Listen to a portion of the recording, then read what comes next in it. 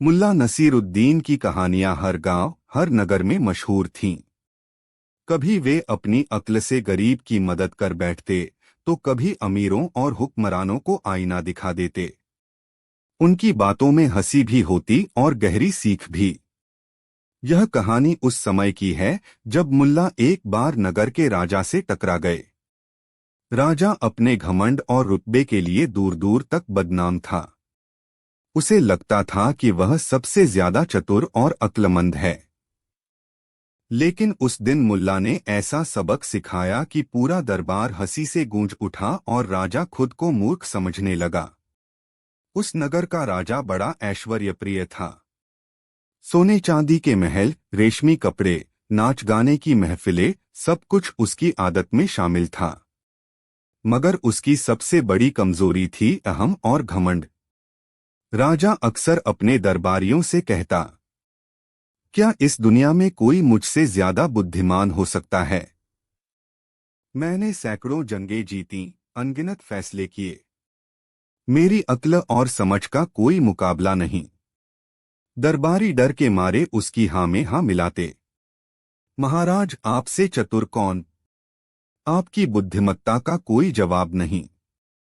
लेकिन धीरे धीरे राजा को लगा कि उसकी प्रशंसा सिर्फ डर के कारण हो रही है। उसे साबित करना था कि सचमुच कोई उसे मात नहीं दे सकता। इसी बीच नगर में मुल्ला नसीरुद्दीन आए। उनकी चुटीली बातें और मजाकिया अंदाज देखकर लोग खिलखिलाकर हंस पड़ते। किसी दरबारी ने राजा से कहा, महाराज, सुना है एक आदमी नगर आया है जो अपनी अजीबोगरीब अक्ल से सबको हंसा भी देता है और सोचने पर भी मजबूर कर देता है। उसका नाम है मुल्ला नसीरुद्दीन। राजा के कान खड़े हो गए। उसने तुरंत हुक्म दिया, उसे हमारे दरबार में लाया जाए। मैं देखना चाहता हूं आखिर उसकी अक्ल कितनी बड़ी है। अगले दिन मुल्ला दरबार में पहुंचे। राजा अपने सिंहासन पर बैठे थे। चारों ओर दरबारी खड़े थे। राजा ने ताव में कहा, तो तुम वही हो जो अपने आप को बड़ा अक्लमंद समझते हो?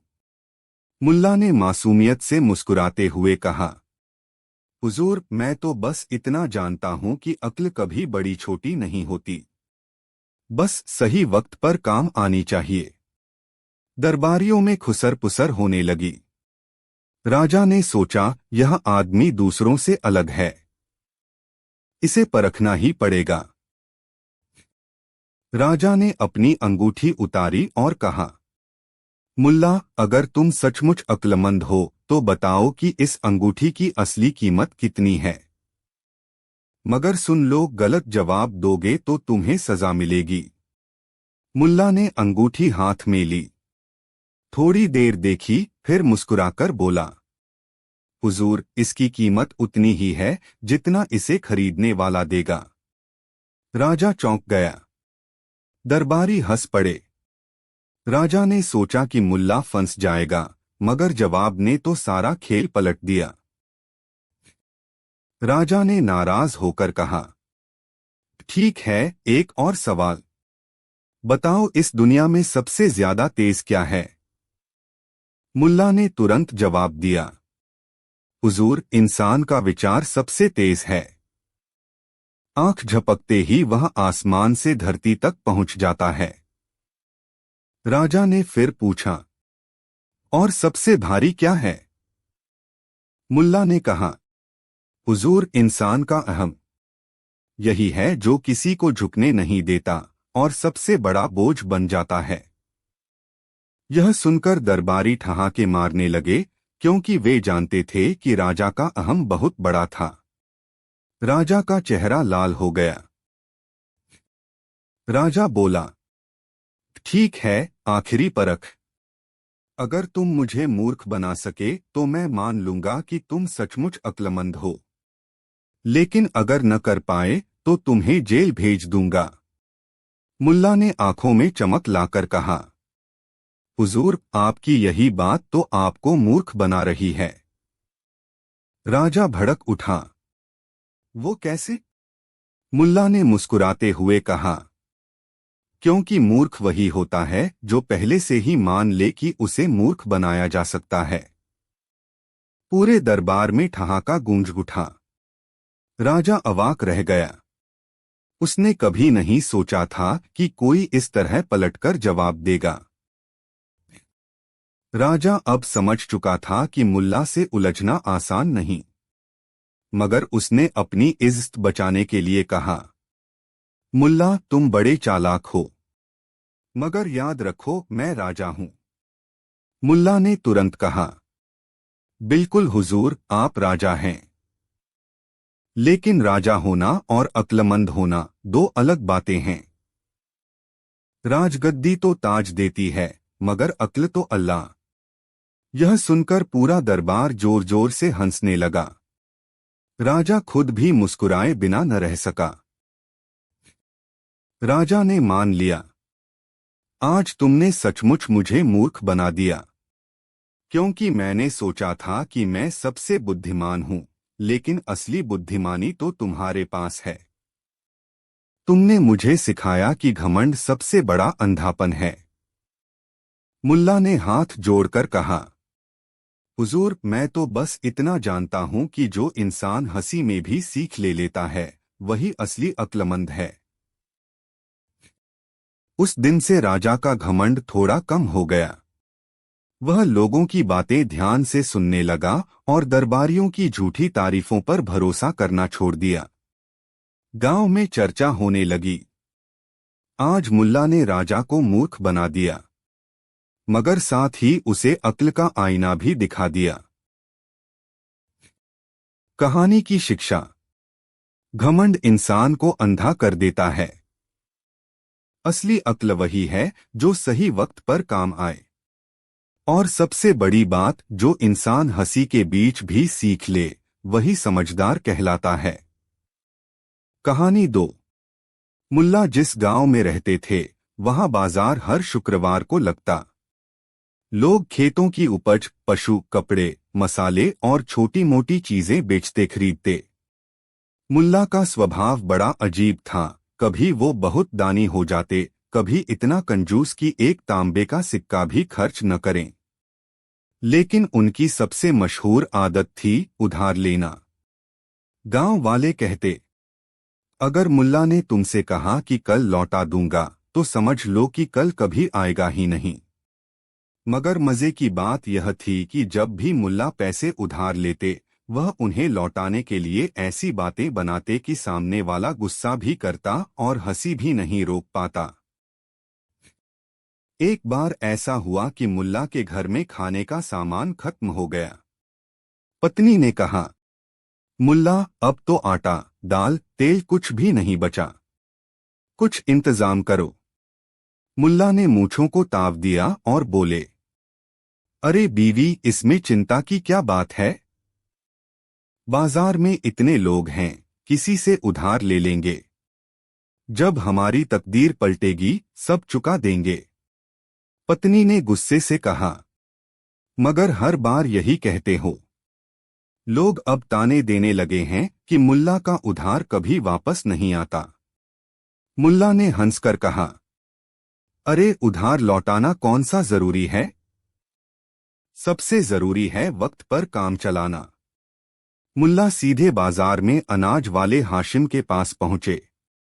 भाई हाशिम, जरा 25 किलो गेहूं दे दो। अगले शुक्रवार तक पैसे लौटा दूंगा। हाशिम बोला, मुल्ला, पिछली बार का भी पैसा बाकी है। अब तो लोग कहने लगे हैं कि तुम उधार चुकाते ही नहीं। मुल्ला ने तुरंत जवाब दिया, अरे भाई, ये तो तुम्हारी किस्मत है कि तुम्हें मुझे उधार देने का मौका मिला। सोचो, अगर मैं उधार न लेता तो तुम्हें पुण्य कहाँ से मिलता। आसपास खड़े लोग हंसने लगे। हाशिम झुंझलाया मगर हंसी रोक न पाया और बोला, ठीक है, ले जाओ, मगर इस बार लौटाना होगा। अब मुल्ला दर्जी करीम के पास पहुंचे। बोले, करीम भाई, एक अच्छा सा कुर्ता सिल दो। उधार लिख लो, जल्द ही पैसे दे दूंगा। करीम हंस पड़ा। मुल्ला, तुम्हारा हिसाब तो मेरी दुकान की दीवार से भी लंबा हो गया है।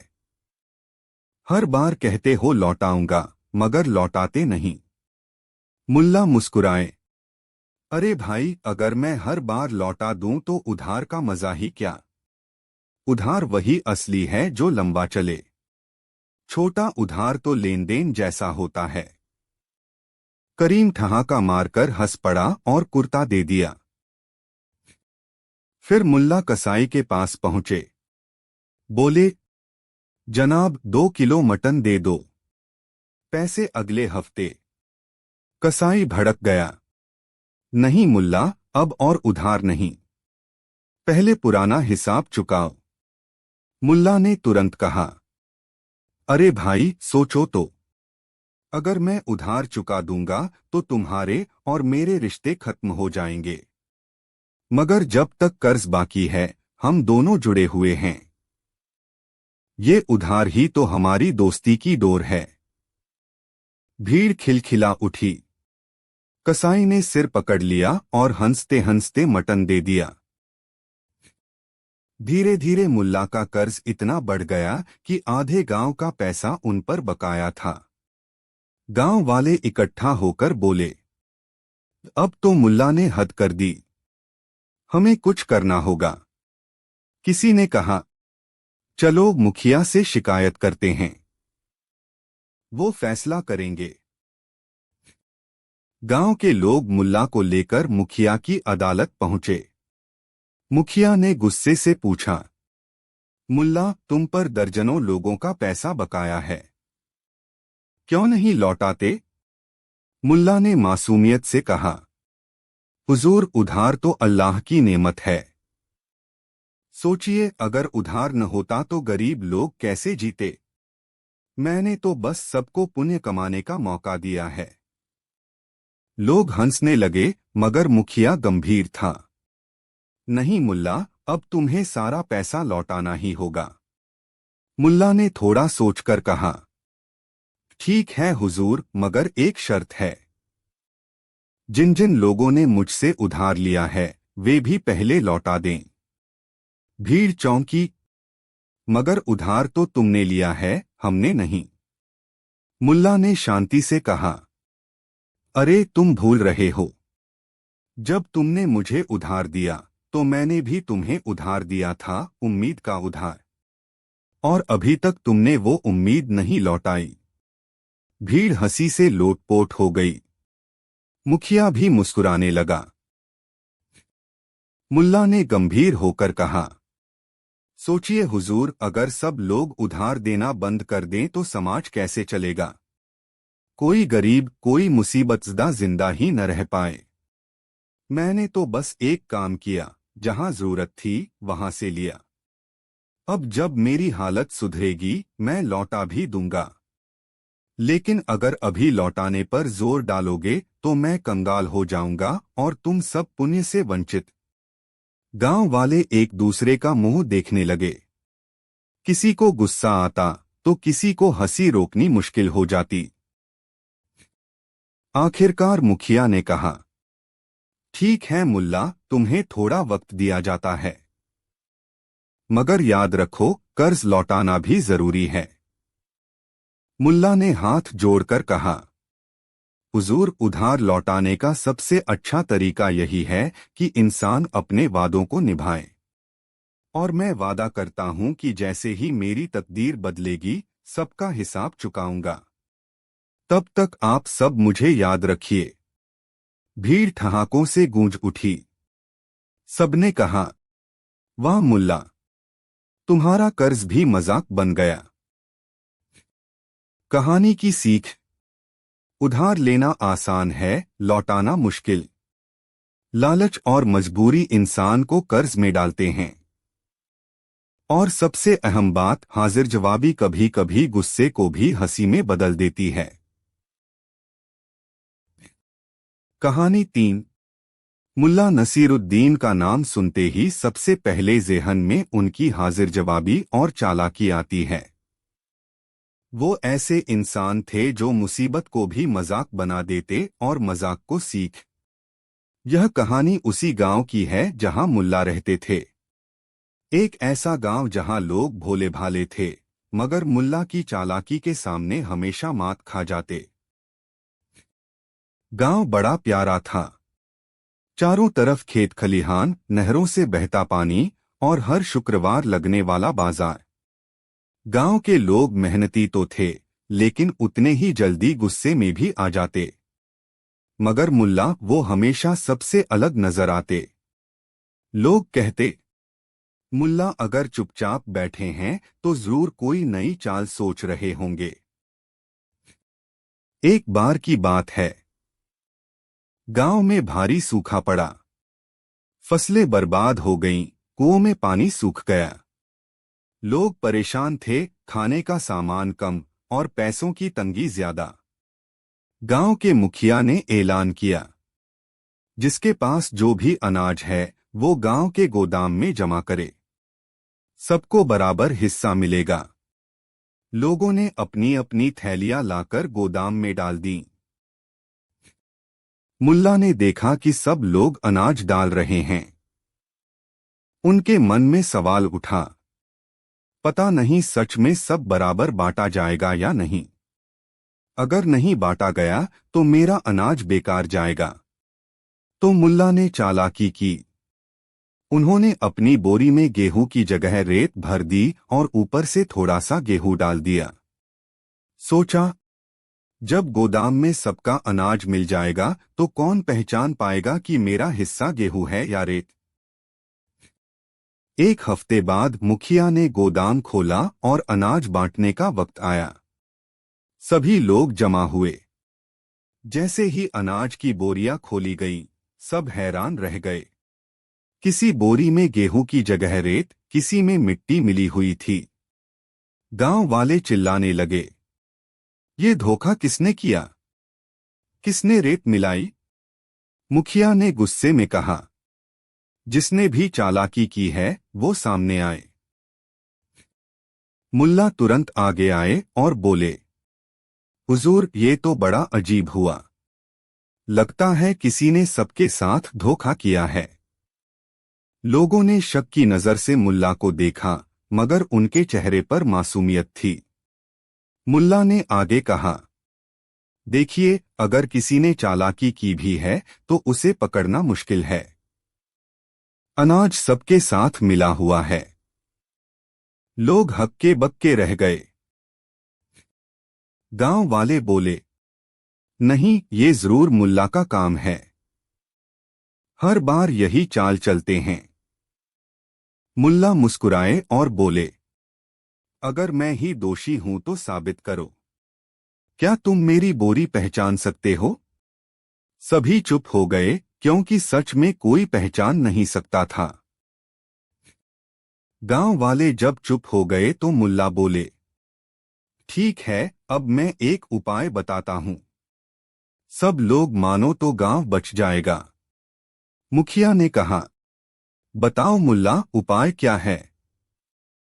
मुल्ला बोले, अब जो भी अनाज बचा है उसे सब मिलकर पकाएंगे, और जो स्वाद अच्छा निकलेगा वही सबको बांटा जाएगा। लोगों ने मजबूरी में हामी भर दी। जब दाने उबालकर बनाए गए तो स्वाद बड़ा अजीब आया। कभी रेत के कारण कड़ाक कड़ाक, कभी मिट्टी के कारण गाढ़ा। लोगों ने चखकर थूक दिया। सब गुस्से से बोले, मुल्ला, ये सब तुम्हारी वजह से हुआ। अगर तुमने चालाकी न की होती तो आज सबको अच्छा खाना मिलता। मुल्ला ने ठहाका लगाकर कहा, अरे भाई, मैंने ही क्यों? अगर सब ईमानदारी से गेहूं डालते तो गोदाम में सिर्फ गेहूं होता। मगर तुम सबने भी वही किया जो मैंने किया, थोड़ी रेत थोड़ी मिट्टी डाल दी, और नतीजा सबके सामने है। गांव वाले हैरान रह गए। मुल्ला ने गंभीर होकर कहा, देखो, जब हर कोई सोचता है कि मेरी थोड़ी सी चालाकी से क्या फर्क पड़ेगा, तो वही थोड़ी थोड़ी चालाकी मिलकर पूरे गांव को बर्बाद कर देती है। आज तुम्हें मेरी चालाकी बड़ी लगी, मगर असल में यह तो सबकी चालाकी थी। गांव वाले चुप हो गए। सबको अपनी गलती समझ में आ गई। मुखिया ने कहा, मुल्ला, तुम्हारी चालाकी ने हमें आईना दिखा दिया। अब से हम सब ईमानदारी से काम करेंगे। मुल्ला मुस्कुराए और बोले, यही तो मेरी चालाकी थी, ताकि सब अपनी असली सूरत देख सकें। गांव वाले हंस पड़े, मगर इस बार उनकी हंसी में गुस्से की जगह सीख छिपी थी। कहानी की सीख।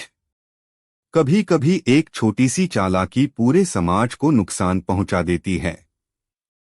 अगर हर कोई धोखा दे तो आखिर में नुकसान सबका होता है। मुल्ला की चालाकी भले मजाक लगे, लेकिन उसमें जिंदगी का बड़ा सबक छुपा होता है। कहानी 4। यह कहानी तब की है जब मुल्ला नसीरुद्दीन अपने गांव में रहते थे।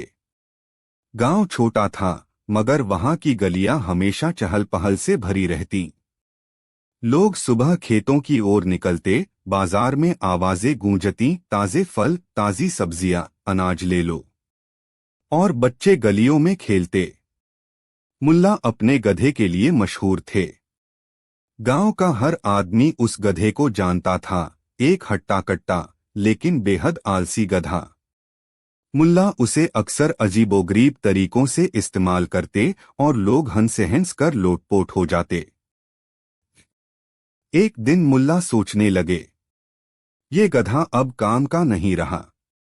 खेतों में जाता है तो बोझ उठाने के बजाय बीच रास्ते में बैठ जाता है। बाजार तक जाना हो तो कदम कदम पर जिद करता है।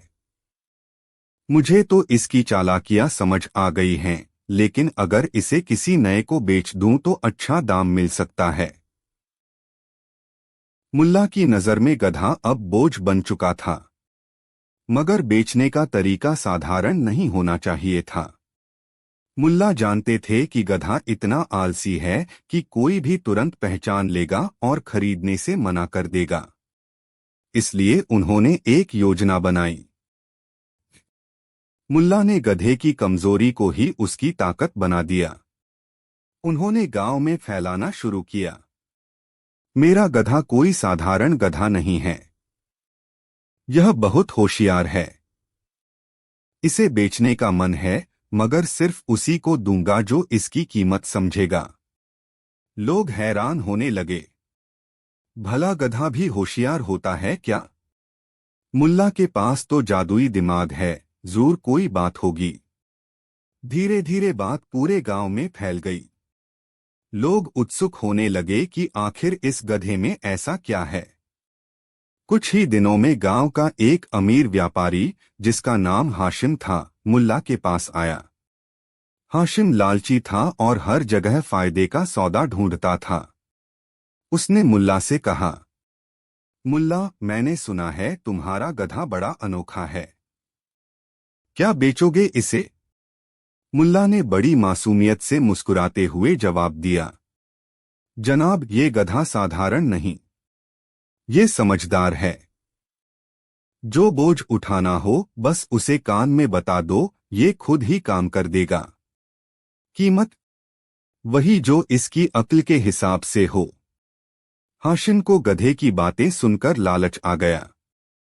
उसने सोचा, अगर गधा इतना समझदार है तो मुझे कामगार रखने की जरूरत ही नहीं। सारा बोझ ये खुद उठाएगा। मैं इसे खरीद ही लेता हूं। व्यापारी बोला, चलो दाम बताओ। मुल्ला ने आंखें तरेरते हुए कहा, दाम वही जो अनमोल चीज का होता है, 50 सोने के सिक्के। व्यापारी चौंक गया। क्या? एक गधे के इतने पैसे? मुल्ला ने शांत स्वर में कहा, अगर आपको लगता है कि यह गधा साधारण है तो न लीजिए, मगर याद रखिएगा, ऐसे गधे की कीमत समझने वाले कम ही लोग होते हैं। व्यापारी के मन में खलबली मच गई। कहीं ये सचमुच कोई अनोखा गधा हुआ तो? 50 सिक्के ज्यादा तो नहीं हैं। उसने थोड़ी और मोलभाव की और अंत में मुल्ला ने सौदा 40 सोने के सिक्कों में पक्का कर दिया। गधा अब व्यापारी का हो चुका था। अगले ही दिन व्यापारी ने गधे को काम पर लगाया। उसने बोरी में अनाज भरा और गधे की पीठ पर रखी। लेकिन गधा कुछ ही कदम चला और बीच रास्ते में बैठ गया। व्यापारी चिल्लाया, चल ओ बेवकूफ, उठ और बोझ ढो। मगर गधा टस से मस न हुआ। गांव वाले पास खड़े हंसने लगे। एक ने कहा, अरे भाई, गधे को कान में बताओ न, मुल्ला यही तो कहते थे। व्यापारी ने मजबूरी में गधे के कान में कहा, उठो और अनाज लेकर बाजार चलो। गधा धीरे धीरे उठा, 2 कदम चला और फिर बैठ गया। अब तो लोग ठहाके मार मार कर हंसने लगे। वाह व्यापारी साहब, कितना समझदार गधा है आपका। देखिए तो काम से बचने के लिए कैसे बैठ जाता है। व्यापारी का चेहरा लाल हो गया। उसे समझ आ गया कि मुल्ला ने उसे मूर्ख बना दिया है। गुस्से से तमतमाता व्यापारी मुल्ला के घर पहुंचा। मुल्ला, तुमने मुझे धोखा दिया। तुम्हारा गधा तो आलसी है, कामचोर है। मैंने 40 सोने के सिक्के बर्बाद कर दिए। मुल्ला मुस्कुराए और बोले, अरे जनाब, मैंने तो कभी नहीं कहा कि ये काम करेगा। मैंने तो बस इतना कहा था कि ये समझदार है। और आप देख ही रहे हैं, ये कितना समझदार है, काम से बचने के लिए सही समय पर बैठ जाता है। अब दोष इसमें है या आपके समझने में? गांव वाले जो यह तमाशा देख रहे थे, ठहाकों से गूंज उठे। व्यापारी शर्म से पानी पानी हो गया। उसने सोचा था कि गधे से फायदा उठाएगा, लेकिन अब तो खुद ही गांव वालों की हंसी का पात्र बन गया। मुल्ला ने धीरे से ताना मारा, देखिए, अक्लमंदी गधे में नहीं, इंसान में होनी चाहिए। अगर आप लालच में न आते तो आपको नुकसान न उठाना पड़ता। व्यापारी को समझ आ गया कि लालच ही उसकी हार का कारण बना। सीख। उस दिन पूरे गांव में यही चर्चा थी। मुल्ला ने फिर सबको हंसा दिया, मगर उनकी हर बात में छिपा संदेश भी बड़ा गहरा होता है। कहानी की सीख यही है, लालच इंसान को अंधा कर देता है। बिना परखे किसी चीज पर भरोसा करना मूर्खता है। और सबसे बड़ी बात, चालाकी से भरा गधा नहीं, बल्कि अक्ल से खाली इंसान ही असली मूर्ख होता है। कहानी 5। मुल्ला नसीरुद्दीन अपने अजीबोगरीब अंदाज और अक्लमंदी के लिए पूरे गांव में मशहूर थे। वे जब भी किसी समस्या का हल निकालते, लोग या तो हंसते हंसते लोटपोट हो जाते या दांतों तले उंगली दबा लेते। एक दिन ऐसा हुआ कि गांव की अदालत में जज बीमार पड़ गया। नया जज आने में कई दिन लगने वाले थे। अब तक के मामलों की सुनवाई कौन करे? गांव के मुखिया ने सोच विचार किया और कहा, क्यों न फिलहाल मुल्ला नसीरुद्दीन को ही जज बना दिया जाए। उनकी समझदारी सब जानते हैं। जब तक असली जज नहीं आता, वही फैसले सुनाएंगे। गांव वाले खिलखिलाकर हंस पड़े। मुल्ला जज? अरे ये तो तमाशा होगा। मगर कोई और विकल्प नहीं था। मुल्ला ने भी अपनी मूंछों को ताव देते हुए हामी भर दी। और इस तरह एक दिन के लिए मुल्ला नसीरुद्दीन गांव के मानद जज बन गए। सुबह गांव की चौपाल में भीड़ लग गई। लोग उत्सुक थे, देखते हैं मुल्ला जज बनकर क्या करते हैं। मुल्ला तख्त पर बैठ गए। उनके सामने एक बड़ी कुर्सी रखी गई थी, जिसे देखकर वे फूले न समाये। उन्होंने अपनी पगड़ी ठीक की और गंभीर आवाज में बोले, अदालत लग चुकी है। जो भी फरियादी है, अपना मामला लेकर आए। सबसे पहले 2 पड़ोसी आए। एक बोला, जज साहब, मेरी बकरी कल शाम को पड़ोसी के घर चली गई थी। अब ये कहता है कि बकरी उसकी है। दूसरा बोला, झूठ, ये बकरी मेरी है। कई महीनों से मैं ही इसे पाल रहा हूं।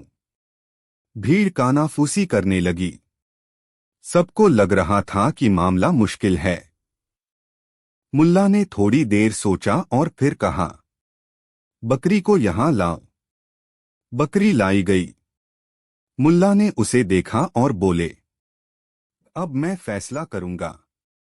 मगर इससे पहले दोनों पक्ष बारी बारी से बकरी का नाम पुकारें। देखते हैं किसकी आवाज सुनकर बकरी दौड़कर जाती है। पहला आदमी बोला, मुनिया इधर आ। बकरी ने गर्दन घुमाई मगर हिली नहीं। दूसरे ने पुकारा, गुड़िया इधर आ। बकरी भागकर उसी के पास चली गई। मुल्ला ने हथौड़ा पटकते हुए कहा, फैसला साफ है। बकरी उसी की है जिसके बुलाने पर आई। भीड़ हंस पड़ी और बोली, वाह मुल्ला जज, इंसाफ तो किया मगर मजेदार अंदाज में। अगले मामले में एक व्यापारी आया। उसने कहा, जज साहब, इस गरीब आदमी ने मुझसे उधार लिया था, अब लौटाता नहीं। गरीब किसान बोला, नहीं हुजूर, मैंने पैसे लौटा दिए हैं। व्यापारी झूठ बोल रहा है। अब दोनों में झगड़ा बढ़ने लगा।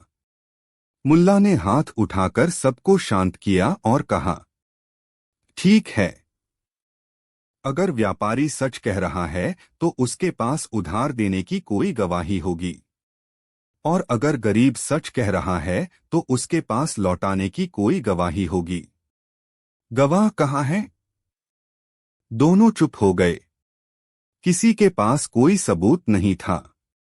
मुल्ला ने तुरंत कहा, जब किसी के पास सबूत नहीं है तो इसका मतलब है कि दोनों झूठे हैं। इसलिए फैसला ये है कि व्यापारी अपने पैसे भूल जाए और गरीब भी यह मान ले कि उसने कर्ज लौटाया। अदालत का वक्त क्यों बर्बाद कर रहे हो? सारा गांव ठहाका मारकर हंस पड़ा। व्यापारी मुंह लटकाए चला गया। फिर एक औरत और उसका पति आए। औरत बोली, मुल्ला साहब, मेरा पति रोज देर से घर आता है और कहता है कि मैं ज्यादा बोलती हूं। पति बोला, हुजूर, यह औरत बिना बात के बकबक करती रहती है, इससे घर में चैन नहीं मिलता। भीड़ मजे लेने लगी। मुल्ला ने दोनों को गौर से देखा और बोले, तुम दोनों का झगड़ा बड़ा आसान है। पत्नी जी, आप हर रोज अपने पति से सिर्फ 3 बातें कीजिए, खाना खाओ, आराम करो और अच्छा सो जाओ। बाकी कुछ मत बोलिए। और पति से बोले, तुम्हें अगर घर में सुकून चाहिए तो बीवी की हर 3 बात मान लो। भीड़ ठहाकों से गूंज उठी। वाह! मुल्ला जज ने झगड़ा भी निपटा दिया और हंसी भी दिला दी। अब एक गंभीर मामला आया। गांव के मुखिया का कहना था कि किसी ने रात को उनके घर से सोने का प्याला चुरा लिया। शक 2 नौकरों पर था। मुल्ला ने नौकरों को बुलाया और कहा, अगर तुम में से किसी ने चोरी की है तो अभी सच सच बता दो, वरना सजा मिलेगी। दोनों चुप रहे। मुल्ला ने अपनी आंखें चमकाईं और कहा, अच्छा, मेरे पास एक जादुई तरीका है। देखो, यह लकड़ी की छड़ी है। मैंने अल्लाह से दुआ मांगी है, अगर किसी ने चोरी की होगी तो उसकी छड़ी सुबह तक 1 इंच लंबी हो जाएगी। दोनों नौकरों को छड़ी थमा दी और कहा कि सुबह लेकर आओ। अगले दिन दोनों छड़ी लेकर आए। मुल्ला ने देखा तो तुरंत हंस पड़े और बोले, चोर यही है, और एक नौकर की ओर इशारा किया। भीड़ चौंक गई। मगर मुल्ला, आपने कैसे पहचाना? मुल्ला ने कहा, असल में मैंने कुछ भी जादू टोना नहीं किया था। दोनों को बराबर लंबाई की छड़ी दी थी। मगर चोर को डर था कि उसकी छड़ी सच में बढ़ जाएगी, इसलिए उसने रात को 1 इंच काट दी। देखो, इसकी छड़ी छोटी हो गई है। भीड़ तालियों से गूंज उठी। वाह मुल्ला जज, क्या अद्भुत अक्लमंदी है। दिन के अंत में एक अजीब मामला आया। दो लोग एक गधे पर झगड़ रहे थे। एक कहता था गधा मेरा है, दूसरा कहता नहीं यह मेरा है। मुल्ला ने हंसते हुए कहा, अच्छा तो गधा ही तय करेगा कि वह किसका है। दोनों उस पर सवारी करो। पहला आदमी गधे पर बैठा तो गधा आराम से खड़ा रहा। दूसरा आदमी बैठा तो गधा दुलत्तियां झाड़कर भाग खड़ा हुआ। मुल्ला ने फैसला सुना दिया। देख लो, गधे ने खुद बता दिया कि वह किसे मालिक मानता है। गांव वाले ठहाके लगाकर हंसने लगे। शाम तक मुल्ला ने इतने अनोखे फैसले सुना दिए कि गांव वाले हैरान भी हुए और खूब हंसे भी। किसी ने कहा, ये जज तो बड़ा अजीब है, फैसले इंसाफ भी करते हैं और मजाक भी। दूसरा बोला, अरे यही तो मजा है। मुल्ला ने हमें सिखाया कि हर समस्या का हल अक्ल और हंसी दोनों से निकाला जा सकता है। मुखिया ने मुल्ला से कहा, तुम्हारे फैसले तमाशा भी थे और इंसाफ भी। शायद यही असली जिंदगी है। मुल्ला मुस्कुराए और बोले, इंसाफ सिर्फ कागज और कानून से नहीं होता। कभी कभी इंसाफ हंसी खुशी से भी हो सकता है, ताकि लोग सबक भी लें और मुस्कुराए भी। कहानी की सीख। कभी कभी सबसे मुश्किल समस्याओं का हल सरल सोच और हंसी मजाक से निकल सकता है। लालच, झूठ और धोखा इंसान को बेनकाब कर देते हैं। और सबसे बड़ी बात, अक्लमंदी वही है जो दूसरों को हंसाते हुए सच्चाई भी सामने ले आए। कहानी 6। मुल्ला नसरुद्दीन और हिसाब का बहीखाता। अनातोलिया के उस छोटे से कस्बे अकशहर में जीवन अपनी धीमी शांत गति से चल रहा था। सूरज हर सुबह पहाड़ों के पीछे से झांकता, बाजारों में चहल पहल शुरू हो जाती और लोग अपने रोजमर्रा के कामों में लग जाते। लेकिन इस शांति पर ग्रहण तब लगा जब सुल्तान ने एक नया कर वसूलने वाला अधिकारी नियुक्त किया, जिसका नाम जलालुद्दीन था। जलालुद्दीन अपने नाम की तरह प्रतापी नहीं, बल्कि क्रूर और लालची था। वह दुबला-पतला, गिद्ध जैसी आंखों वाला आदमी था, जिसके चेहरे पर हमेशा एक ऐसी मुस्कान चिपकी रहती थी जो दोस्ती की नहीं, बल्कि धूर्तता की परिचायक थी। उसने आते ही कस्बे पर करों का ऐसा जाल बिछा दिया कि लोगों का सांस लेना भी दूभर हो गया। पहले तो सब कुछ सामान्य था। जमीन का कर, फसल का कर, व्यापार का कर। लेकिन जलालुद्दीन का लालच असीम था। उसने नए नए और बेतुके कर लगाने शुरू कर दिए। अगर किसी के घर के सामने पेड़ की छांव आती तो छाया का कर। कोई अगर बाजार में जोर से हंस देता तो खुशी का कर। किसी के घर में शादी होती तो मेहमानों की संख्या पर मेहमानवाजी का कर। हद तो तब हो गई जब उसने सांस लेने का कर लगाने की घोषणा कर दी, यह कहते हुए कि हवा सुल्तान की मिल्कियत है। कस्बे में हाहाकार मच गया। लोग डरे हुए थे, सहमे हुए थे। जलालुद्दीन के सिपाही किसी भी घर में घुस जाते और जो मिलता उठा ले जाते। लोगों ने अपनी जमापूंजी खो दी, उनके जानवर बिक गए और उनके चेहरों से मुस्कुराहट गायब हो गई। वे आपस में फुसफुसाते, यह जुल्म है, कोई तो कुछ करो। लेकिन जलालुद्दीन के सामने बोलने की हिम्मत किसी में नहीं थी। मुल्ला नसरुद्दीन, जो अपनी बुद्धिमानी और हाजिर जवाबी के लिए पूरे कस्बे में मशहूर थे, यह सब चुपचाप देख रहे थे। वह अपने गधे पर बैठकर कस्बे की गलियों से गुजरते और लोगों के मुरझाए हुए चेहरे देखते। उनका दिल दुखी होता था, लेकिन वह जानते थे कि सीधे टकराव से कोई फायदा नहीं होगा।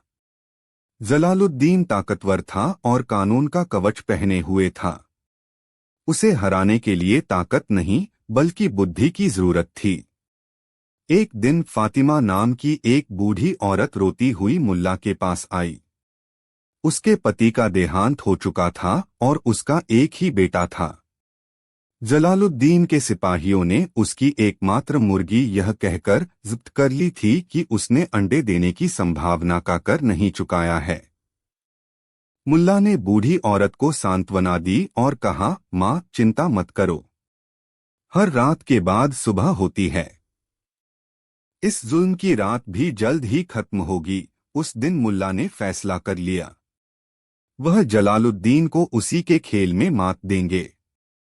उन्होंने सीधे कर अधिकारी के दफ्तर जाने के बजाय अपने घर का रुख किया। उन्होंने घर के एक कोने में पड़ी एक पुरानी बहुत बड़ी बही खाता निकाली। उस पर धूल की मोटी परत जमी थी। मुल्ला ने उसे साफ किया और अपने साथ कलम और स्याही लेकर बैठ गए। उनकी पत्नी ने पूछा, मुल्ला यह क्या कर रहे हो? क्या तुम अपना हिसाब किताब लिख रहे हो? मुल्ला ने मुस्कुराते हुए कहा, हाँ बेगम, मैं हिसाब ही लिख रहा हूँ, एक एक पाई का, एक एक सांस का। जलालुद्दीन को हिसाब चाहिए तो उसे ऐसा हिसाब मिलेगा कि उसकी आने वाली पीढ़ियां भी याद रखेंगी। अगले कई दिनों तक मुल्ला अपने काम में जुटे रहे। वह सुबह से शाम तक उस बही खाते में कुछ लिखते रहते। वह बाजार जाते, लोगों से बात करते, आसमान को देखते, अपने गधे से बातें करते और फिर घर आकर सब कुछ उस खाते में दर्ज कर देते। कस्बे के लोग हैरान थे। उन्हें लगा कि मुल्ला शायद डर गए हैं और अपनी संपत्ति का ब्यौरा तैयार कर रहे हैं ताकि कर चुका सकें। कुछ लोग निराश भी हुए। हमने सोचा था मुल्ला कुछ करेंगे, पर वह तो खुद ही झुक गए। जलालुद्दीन तक भी यह खबर पहुंची। वह अपनी मूंछों पर ताव देते हुए हंसा, हाँ हाँ, डर अच्छा है। उस बूढ़े मस्खरे को भी समझ आ गया कि जलालुद्दीन से पंगा लेना महंगा पड़ेगा। देखे तो सही, उसके पास है ही क्या? एक खस्ताहाल घर और एक बूढ़ा गधा। आखिरकार कर चुकाने की आखिरी तारीख आ गई। जलालुद्दीन अपने दफ्तर में अकड़कर बैठा था। कस्बे के लोग डरे समय अपनी जमापूंजी लेकर लाइन में लगे थे। तभी भीड़ में हलचल हुई। मुल्ला नसरुद्दीन अपने गधे पर सवार होकर आ रहे थे, लेकिन वह अकेले नहीं थे। उनके गधे पर वह विशाल बही खाता लदा हुआ था, जो इतना भारी था कि गधा भी धीरे धीरे चल रहा था।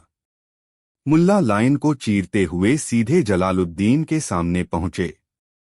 जलालुद्दीन ने घृणा से देखा, आ गए मुल्ला? लाए हो कर, या सिर्फ अपनी सूरत दिखाने आए हो? मुल्ला ने बड़ी शांति से कहा, जनाब, मैं एक जिम्मेदार नागरिक हूँ। आपने कहा था कि हर चीज का हिसाब होना चाहिए और हर आय पर कर लगना चाहिए। मैं अपना पूरा हिसाब किताब लेकर आया हूँ। कृपया इसकी जांच कर लें और बता दें कि मेरा कुल कितना कर बनता है। यह कहकर मुल्ला ने अपने गधे पर से वह भारी भरकम बही खाता उतारा और जलालुद्दीन की मेज पर रख दिया। मेज चरमरा गई। जलालुद्दीन ने हैरानी से उस मोटे खाते को देखा और पहला पन्ना खोला। उसमें लिखा था, मुल्ला नसरुद्दीन की कुल संपत्ति, आय और व्यय का विस्तृत विवरण। जलालुद्दीन ने घमंड से कहा, ठीक है, पढ़ते हैं। बताओ क्या है तुम्हारे पास? मुल्ला ने पूरी विनम्रता से गला साफ किया और पढ़ना शुरू किया। जनाब, सबसे पहले मेरी अचल संपत्ति एक घर जिसमें 3 कमरे और एक आंगन है। दीवारों में 786 ईंटें हैं। छत पर 213 खपरेल हैं। एक दरवाजा और 3 खिड़कियां हैं। इनका कुल मूल्य? खैर, यह तो आप तय करेंगे। जलालुद्दीन थोड़ा बेचैन हुआ। यह सब बताने की क्या जरूरत है? बस घर लिखो, मुल्ला ने कहा। नहीं जनाब, हिसाब तो पूरा होना चाहिए। आपने ही तो पारदर्शिता का हुक्म दिया है। कहीं आप मुझ पर जानकारी छिपाने का आरोप न लगा दें। जलालुद्दीन चुप हो गया। मुल्ला ने पढ़ना जारी रखा, मेरी चल संपत्ति एक गधा, उम्र 12 साल, 2 कान 4 पैर 1 पूंछ, दिन में 18 घंटे काम करता है और 6 घंटे सोता है। इसकी कीमत 3 जोड़ी कपड़े, जिनमें से एक में 7 पैबंद लगे हैं, 4 मिट्टी के बर्तन, जिनमें से एक में दरार है। भीड़ में खड़ी जनता अब मुल्ला का इरादा समझने लगी थी। उनके चेहरों पर मुस्कान आने लगी थी। मुल्ला ने पन्ना पलटा। अब आते हैं मेरी आय पर। यह थोड़ा जटिल है जनाब। कृपया ध्यान से सुनिएगा। पिछले महीने की आय का विवरण। 1। सूरज की रोशनी। मेरे आंगन में प्रतिदिन 8 घंटे के हिसाब से कुल 240 घंटे सूरज की रोशनी पड़ी। सुल्तान की जमीन पर पड़ने वाली इस प्राकृतिक ऊर्जा का मूल्य आप तय करें ताकि मैं उस पर कर दे सकूं। जलालुद्दीन की आंखें फैल गईं। यह क्या बकवास है? सूरज की रोशनी पर कोई कर नहीं है, मुल्ला ने मासूमियत से कहा। लेकिन क्यों नहीं जनाब? यह भी तो एक तरह की आय है। इससे मेरे कपड़े सूखते हैं, मेरे आंगन में लगे पौधे को पोषण मिलता है। यह तो एक मूल्यवान संसाधन है। इससे पहले कि जलालुद्दीन कुछ कहता, मुल्ला ने आगे पढ़ना शुरू कर दिया। 2। हवा। मैंने पिछले महीने अनुमानतः 4,32,000 सांसें लीं। चूंकि हवा सुल्तान की है तो मैंने इसका उपयोग किया है। प्रति सांस के हिसाब से इसका मूल्य और कर निर्धारित किया जाए। अब जलालुद्दीन का चेहरा लाल होने लगा था। चुप करो मुल्ला, यह सब मजाक बंद करो और सीधे सीधे बताओ कि तुमने पैसे कितने कमाए। मुल्ला ने हाथ जोड़ लिए। जनाब, मैं तो बस आपके नियमों का पालन कर रहा हूं। हर चीज का हिसाब। कृपया मुझे अपना कर्तव्य पूरा करने दें। भीड़ अब दबीदबी हंसी हंस रही थी। 3 पड़ोसियों की खुशबू। मेरे पड़ोसी अहमद नानबाई के तंदूर से हर सुबह रोटी की खुशबू आती है। इस खुशबू से मुझे जो आनंद और तृप्ति मिलती है वह भी एक प्रकार की आय है। मैंने पिछले महीने 30 बार इस खुशबू का आनंद लिया। इसका मूल्य लगाया जाए। यह सुनकर खुद अहमद नानबाई भी अपनी हंसी नहीं रोक पाया, जिसे रोटी की खुशबू का कर देने के लिए मजबूर किया गया था। 4 चिड़ियों का संगीत। हर सुबह मेरे घर के पास एक बुलबुल गाती है। उसके संगीत से मिलने वाले मानसिक शांति का भी तो कोई मूल्य होगा। यह भी मेरी आय में जोड़ा जाना चाहिए। 5 मेरे गधे के विचार। मेरा गधा बहुत विचारशील है। पिछले महीने उसने कुल 117 गहरे विचार सोचे। चूंकि वह मेरी संपत्ति है तो उसके विचारों से उत्पन्न बौद्धिक संपदा पर भी मेरा अधिकार है और यह मेरी आय है। इसका भी कर बनना चाहिए। अब तक जलालुद्दीन गुस्से से कांप रहा था। सिपाही भी हक्की बक्की होकर यह सब देख रहे थे। कस्बे के लोग खुलकर हंसने लगे थे। मुल्ला ने एक और पन्ना पलटा और गंभीर होकर कहा, जनाब, यह तो सिर्फ आय थी। अब मेरे खर्चों और देनदारियों पर भी नजर डाल लें, जिन्हें कर योग्य आय से घटाया जाना चाहिए। जलालुद्दीन ने चीखा, क्या खर्च? मुल्ला ने पढ़ना शुरू किया। पिछले महीने के खर्च और देनदारियों का विवरण। 1 परछाई का रखरखाव। आपकी सरकार मेरी परछाई पर कर लेती है जो मेरे साथ चलती है, लेकिन इस परछाई की देखभाल तो मैं ही करता हूं। इसे धूल, मिट्टी और पानी से बचाने का खर्च होता है। यह खर्च मेरी आय से घटाया जाए। 2 सपनों पर मानसिक श्रम। मैं रात में सपने देखता हूं। इन सपनों को देखने में मेरे दिमाग की ऊर्जा खर्च होती है। पिछले महीने मैंने 22 सपने देखे, जिनमें से 3 काफी डरावने थे। इस मानसिक श्रम का भुगतान मुझे मिलना चाहिए। 3 अफवाहों से होने वाला मानसिक तनाव। आपके नए करों की अफवाहों के कारण मुझे और मेरे गधे को जो मानसिक तनाव हुआ है, उसका हर्जाना कौन देगा? मैंने इसके लिए वैद्य से दवा भी ली है। यह एक व्यावसायिक खर्च है। 4 आपके सिपाहियों द्वारा की गई धौंस पट्टी का हिसाब। आपके सिपाही दिन में 3 बार मेरी गली से गुजरते हैं और घूरकर देखते हैं। उनकी घूरती नजरों से मेरे गधे का आत्मविश्वास कम होता है और उसकी कार्यक्षमता पर असर पड़ता है। इससे होने वाले आर्थिक नुकसान की भरपाई होनी चाहिए। जलालुद्दीन का सब्र अब जवाब दे गया। वह मेज पर हाथ पटककर खड़ा हो गया और चिल्लाया, बस बहुत हुआ यह नाटक।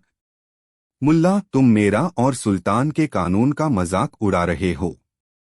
सिपाही, इसे गिरफ्तार कर लो। मुल्ला ने बड़ी शांति से बही खाते का आखिरी पन्ना खोला। 1 मिनट जनाब, बस आखिरी हिसाब बाकी है। यह सबसे जरूरी है। सब शांत हो गए।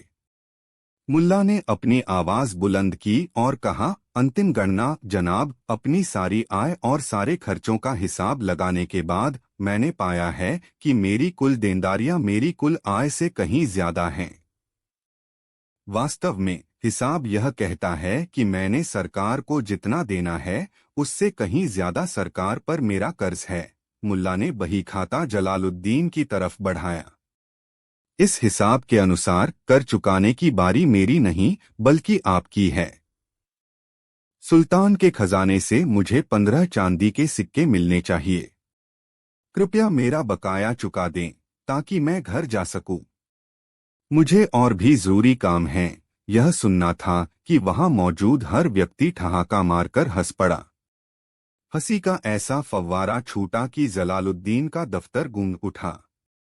लोग हंसते हंसते लोटपोट हो रहे थे। जलालुद्दीन, जो हमेशा अपनी सत्ता और डर से लोगों को चुप कराता था, आज उपहास और हंसी के केंद्र में था। उसका चेहरा शर्म, क्रोध और बेबसी से तमतमा गया था। उसे समझ नहीं आ रहा था कि वह क्या करे। अगर वह मुल्ला को गिरफ्तार करता तो यह बात और फैलती कि वह एक ऐसे आदमी से डर गया जिसने उसे उसी के बनाए नियमों में उलझा दिया। अगर वह कुछ नहीं करता तो उसका सारा अधिकार और खौफ खत्म हो जाता। उसने मुल्ला के बही खाते को गुस्से में उठाकर जमीन पर फेंक दिया और चिल्लाया, दफा हो जाओ यहां से सब के सब। आज कोई कर नहीं लिया जाएगा। भीड़ ने खुशी का नारा लगाया और मुल्ला को अपने कंधों पर उठा लिया। मुल्ला नसरुद्दीन की जय जयकार के नारे लगने लगे। उस दिन के बाद जलालुद्दीन का खौफ कस्बे से गायब हो गया।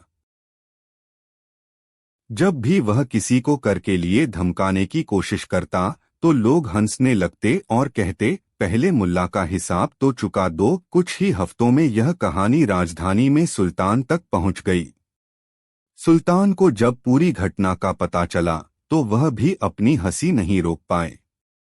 उन्होंने महसूस किया कि जलालुद्दीन जैसा लालची और मूर्ख अधिकारी उनकी सल्तनत की बदनामी करा रहा है। उन्होंने तुरंत जलालुद्दीन को पद से हटा दिया और उसे वापस बुला लिया। अक्सेहर के कस्बे में फिर से शांति लौट आई। लोगों के चेहरों पर फिर से मुस्कान थी। उन्होंने सीखा था कि जुल्म और भ्रष्टाचार का सामना हमेशा तलवार से नहीं किया जाता। कभी कभी बुद्धि, हास्य और एक बड़ा सा बही खाता सबसे बड़े हथियार साबित होते हैं। और मुल्ला नसरुद्दीन अपने गधे पर सवार हमेशा की तरह कस्बे की गलियों में घूमते रहे, यह याद दिलाते हुए कि सबसे अंधेरी रात में भी ज्ञान का एक छोटा सा दिया रास्ता दिखाने के लिए काफी होता है। कहानी 7। बुखारा शहर के सबसे अमीर सौदागर कासिम सेठ की हवेली में सूरज की पहली किरणें मातम लेकर उतरी थीं। कासिम सेठ, जो अपनी दौलत और उससे भी ज्यादा अपने घमंड के लिए मशहूर थे, अपने शयनकक्ष में ऐसे दहाड़ रहे थे कि हवेली की मोटी मोटी दीवारें भी कांप जाएं। उनकी चीख पुकार का केंद्र था एक छोटा, मखमल से मढ़ा हुआ संदूक जो अब खाली पड़ा था। इस संदूक में कासिम सेठ की सबसे कीमती चीज रखी थी, नूरे बुखारा, यानी माणिक का एक ऐसा हार जिसकी चमक के आगे चांदनी भी फीकी पड़ जाती थी। कहा जाता था कि यह हार पीढ़ियों से उनके खानदान में था और इसकी कीमत आंकना किसी के बस की बात नहीं थी। और आज वह हार गायब था। चोरी, मेरे घर में चोरी। मैं किसी को नहीं छोड़ूंगा। सबकी खाल उधड़वा दूंगा। कासिम सेठ का चेहरा गुस्से से तमतमा रहा था। उन्होंने तुरंत हवेली के सारे दरवाजे बंद करने का हुक्म दिया। न कोई अंदर आ सकता था, न कोई बाहर जा सकता था। हवेली में काम करने वाले सारे नौकर चाकर आंगन में सहमे हुए खड़े थे। शक की सुई हर किसी पर थी। इनमें 4 लोग मुख्य थे जो रात में हवेली के अंदर ही मौजूद थे। सलीम, हवेली का सबसे पुराना और वफादार नौकर।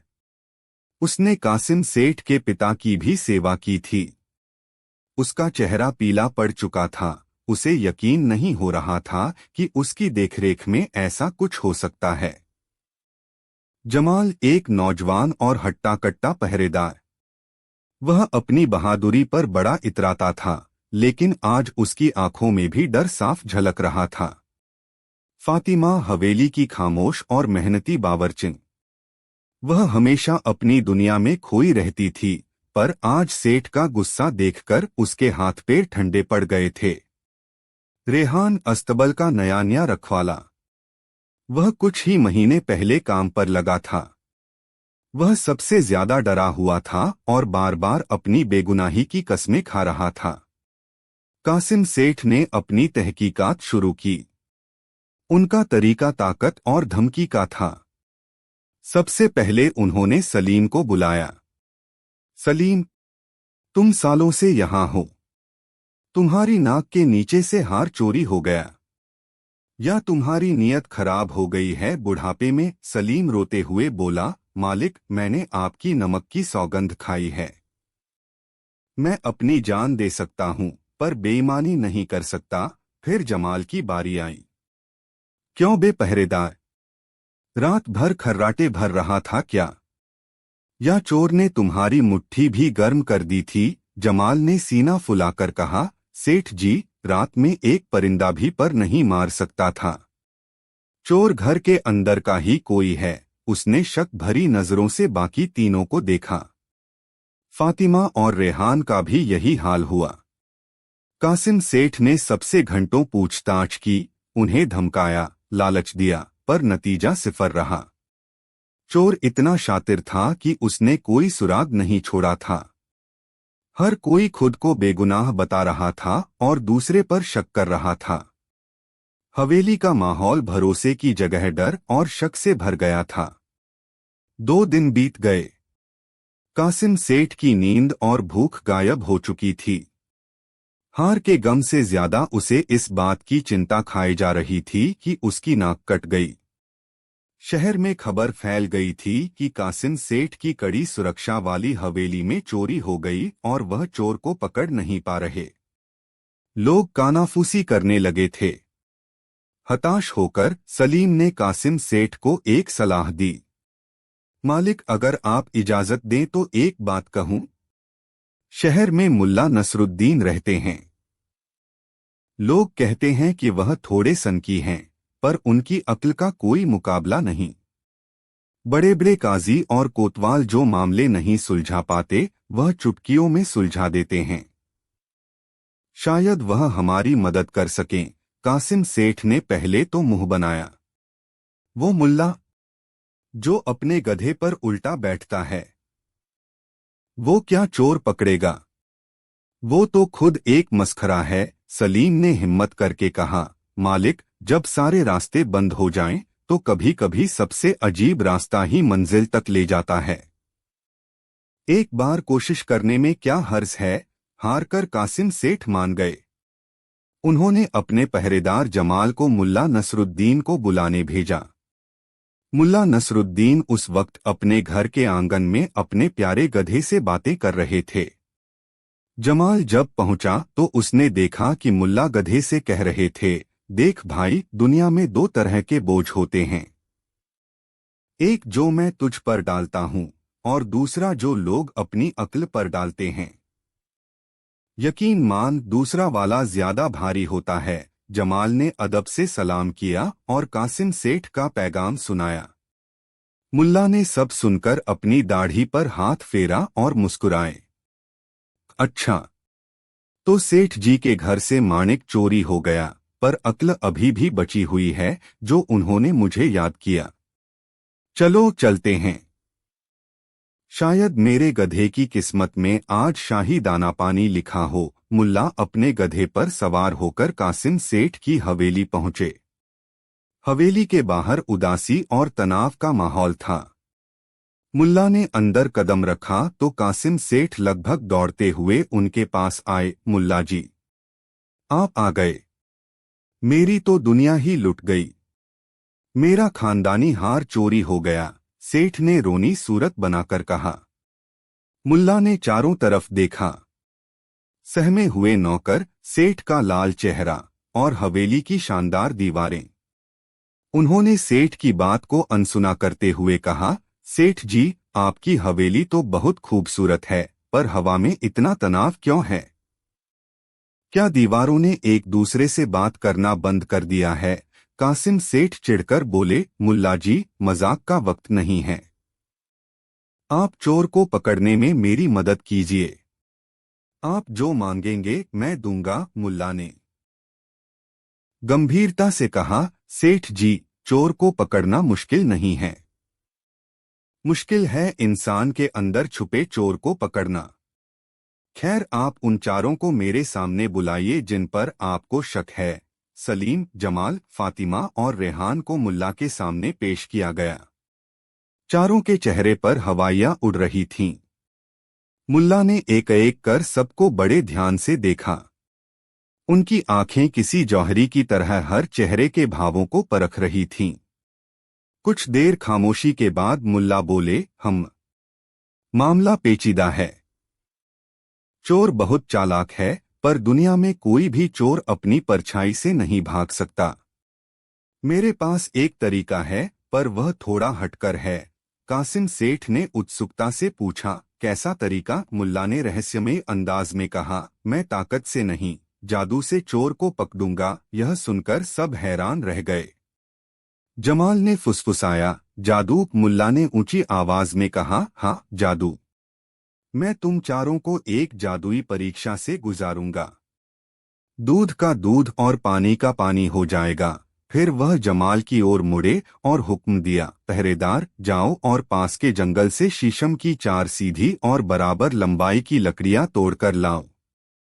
ध्यान रहे, चारों लकड़ियां बिल्कुल एक नाप की होनी चाहिए, एक बाल बराबर भी फर्क न हो। जमाल कुछ समझ नहीं पाया, पर हुक्म मानते हुए लकड़ियां लाने चला गया। कासिम सेठ भी हैरान थे कि लकड़ियों से चोर कैसे पकड़ा जाएगा। कुछ देर में जमाल 4 एकदम सीधी और बराबर लकड़ियां लेकर हाजिर हुआ। मुल्ला ने लकड़ियों को अपने हाथ में लिया और आंखें बंद करके कुछ बुदबुदाने लगे, जैसे कोई मंत्र पढ़ रहे हों। हवेली में ऐसा सन्नाटा था कि लोगों को अपनी सांसों की आवाज भी सुनाई दे रही थी। आंखें खोलकर मुल्ला ने कहा, ये कोई मामूली लकड़ियां नहीं हैं। ये इंसाफ की लकड़ियां हैं। मैं इन्हें एक खास मंत्र से अभिमंत्रित कर चुका हूं। उन्होंने एक एक लकड़ी चारों नौकरों के हाथ में थमा दी और बोले, आज रात तुम सब यह लकड़ी अपने अपने कमरे में अपने पास रखकर सोओगे। ये लकड़ियां जादुई हैं। जो निर्दोष है, उसकी लकड़ी सुबह तक वैसी की वैसी ही रहेगी। लेकिन जिसने चोरी की है, जो झूठा है, उसकी लकड़ी अपने आप 1 उंगली बराबर लंबी हो जाएगी। यह सुनकर चारों के होश उड़ गए। लकड़ी का अपने आप बढ़ जाना, यह तो नामुमकिन था। पर मुल्ला के चेहरे पर इतनी गंभीरता थी और उनका अंदाज इतना सच्चा लग रहा था कि सबको यकीन होने लगा कि शायद इन लकड़ियों में सचमुच कोई जादुई शक्ति है। मुल्ला ने अपनी बात खत्म की, कल सुबह सूरज की पहली किरण के साथ तुम सब अपनी अपनी लकड़ी लेकर इसी आंगन में हाजिर होगे। याद रखना, जादू अपना काम जरूर करेगा। यह कहकर मुल्ला नसरुद्दीन वहां से चले गए और कासिम सेठ को इंतजार करने को कहा। उस रात हवेली में कोई सो नहीं सका। चारों नौकर अपने अपने कमरों में जागते रहे। सलीम, जो बेगुनाह था, अपनी लकड़ी को देखता रहा। उसे डर तो लग रहा था, पर मन में एक शांति थी। उसने सोचा, मैंने कुछ गलत नहीं किया। तो मेरी लकड़ी क्यों बढ़ेगी? उसने लकड़ी को सिरहाने रखा और सोने की कोशिश करने लगा। पहरेदार जमाल भी परेशान था। उसे अपनी बहादुरी पर दाग लगने का डर था। उसने भी सोचा, मैं सच्चा हूं, मुल्ला का जादू मुझ पर असर नहीं करेगा। बावर्चिन फातिमा ने तो डर के मारे लकड़ी को छुआ तक नहीं। उसने उसे कमरे के एक कोने में रख दिया और रात भर दुआ करती रही कि यह बला टल जाए। लेकिन चौथा शख्स, अस्तबल का रखवाला रेहान, उसकी हालत सबसे खराब थी। उसके कमरे में अंधेरा नहीं बल्कि डर और बेचैनी का साम्राज्य था। पसीने से उसकी कमीज भीग चुकी थी और उसका दिल जोर जोर से धड़क रहा था। हार उसी ने चुराया था। उसकी माँ गांव में बहुत बीमार थी और उसके इलाज के लिए उसे पैसों की सख्त जरूरत थी।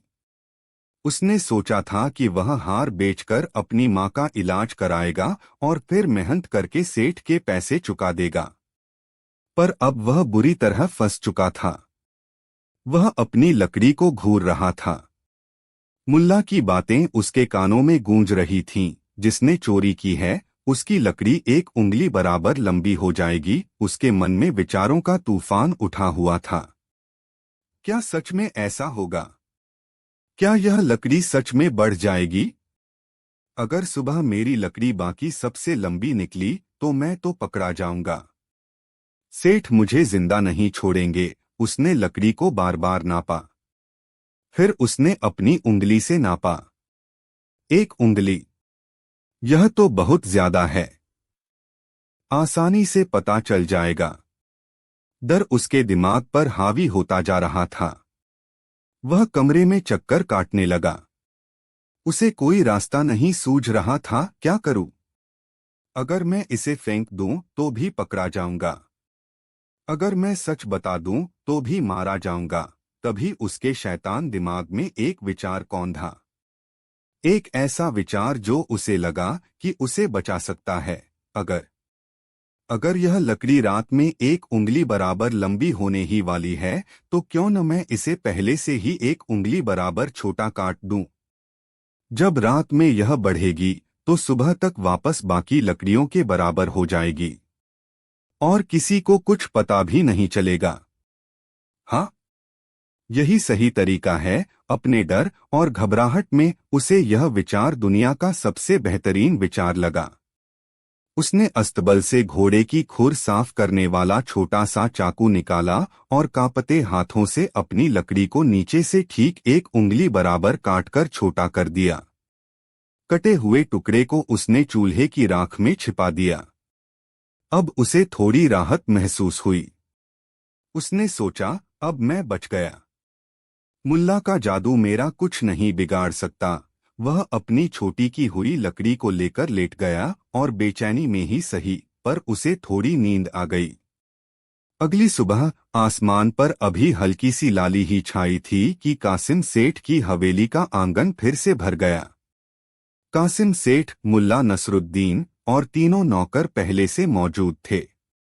सबकी नजरें रेहान के कमरे के दरवाजे पर थीं, जो लड़खड़ाते कदमों से बाहर आ रहा था। मुल्ला नसरुद्दीन के चेहरे पर एक शांत मुस्कान थी। उन्होंने कहा, तो रात कट गई और सुबह हो गई। अब इंसाफ का वक्त है।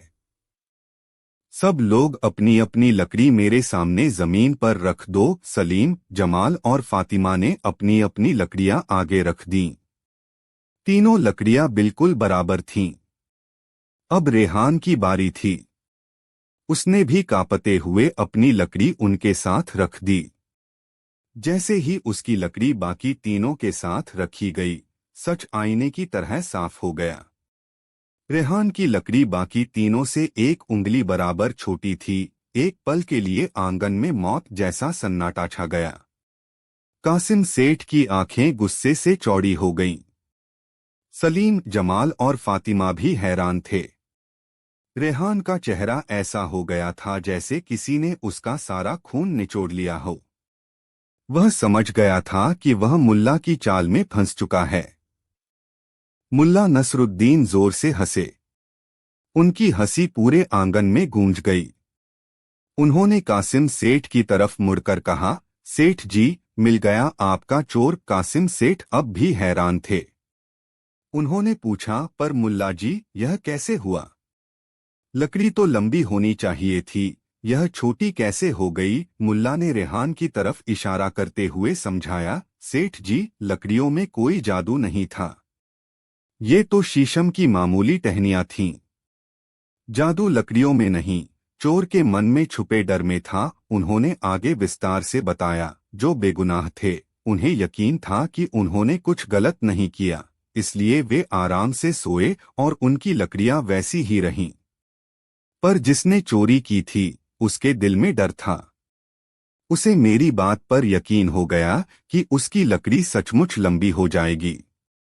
पकड़े जाने के डर से उसने रात में ही अपनी लकड़ी को 1 उंगली बराबर काट दिया, ताकि जब वह जादू से बढ़े तो सुबह तक बाकी लकड़ियों के बराबर हो जाए। मुल्ला ने अपनी बात पूरी की, पर सच तो यह है कि लकड़ी को बढ़ना ही नहीं था। इसे तो बस चोर के मन का भेद खोलना था। चोर के डर ने ही उसे यह मूर्खता करने पर मजबूर किया और उसने अपना गुनाह खुद ही कबूल कर लिया। देखिए, इसकी लकड़ी ही इसकी चोरी की गवाही दे रही है।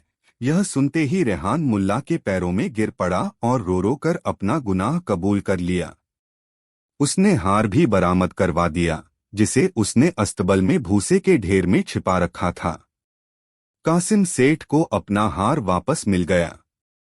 वह रेहान को कठोर सजा देना चाहते थे, पर मुल्ला ने उन्हें रोक दिया। उन्होंने रेहान की मजबूरी की कहानी सुनी और सेठ को समझाया कि इंसाफ का मतलब सिर्फ सजा देना नहीं, बल्कि सुधारना भी होता है। मुल्ला की सलाह पर कासिम सेठ ने रेहान को सजा देने के बजाय उसकी मां के इलाज का खर्चा उठाया और उसे अपनी हवेली में मेहनत करके अपना कर्ज चुकाने का मौका दिया। कासिम सेठ मुल्ला की अक्लमंदी से इतने प्रभावित हुए कि उन्होंने सोने की अशर्फियों से भरी एक थैली मुल्ला को भेंट करनी चाहिए। मुल्ला ने थैली लेने से इनकार कर दिया और मुस्कुराते हुए कहा, सेठ जी, मेरा इनाम यह नहीं है। मेरा इनाम तो यह है कि आज एक चोर पकड़ा गया और एक इंसान को सुधरने का मौका मिला। और हाँ, अगर कुछ देना ही चाहते हैं तो मेरे गधे के लिए थोड़ा अच्छा वाला चारा भिजवा दीजिएगा। बेचारा कल से मेरी जासूसी में बहुत थक गया है। यह कहकर मुल्ला नसरुद्दीन अपनी चिरपरिचित अदा में अपने गधे पर सवार हुए और यह कहते हुए चल दिए, सबसे बड़ा ताला इंसान के मन पर लगता है और उसे खोलने की चाबी ताकत नहीं, अक्ल होती है। कहानी 8। जब मुल्ला ने जज को ही पाठ पढ़ा दिया, शहर शहर की गलियां हमेशा की तरह चहल पहल से भरी थीं, लेकिन हवा में एक अनकहा बोझ था। यह बोझ किसी मौसम का नहीं, बल्कि शहर के काजी जज इकरामुद्दीन का था। काजी इकरामुद्दीन अपने नाम के बिल्कुल विपरीत थे। उनके लिए इंसाफ एक तराजू था, जिसके एक पलड़े पर कानून की भारी भरकम धूल भरी किताबें होती थीं और दूसरे पलड़े पर सोने की अशर्फियों की खनक। जिस तरफ खनक ज्यादा होती, इंसाफ का पलड़ा उसी ओर झुक जाता था। उनकी अदालत में सच और झूठ के कोई मायने नहीं थे, मायने थे तो बस दलीलों के जाल और वकील की महंगी फीस के। गरीब आदमी के लिए उनकी अदालत के दरवाजे बंद तो नहीं थे, पर अंदर इंसाफ की उम्मीद करना रेगिस्तान में पानी खोजने जैसा था।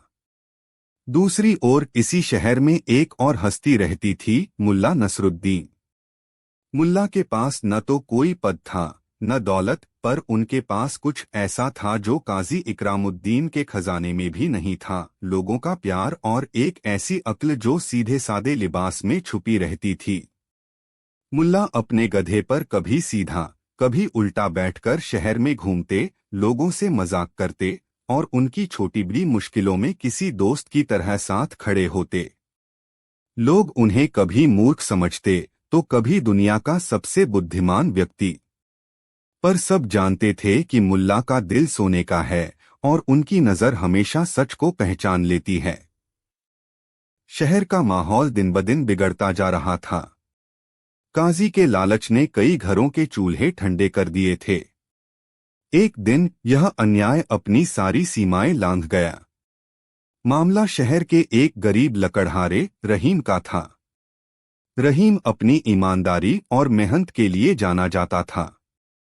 उसने शहर के सबसे अमीर और मक्कार सूदखोर करीम सेठ से अपनी बेटी की शादी के लिए कुछ पैसे उधार लिए थे।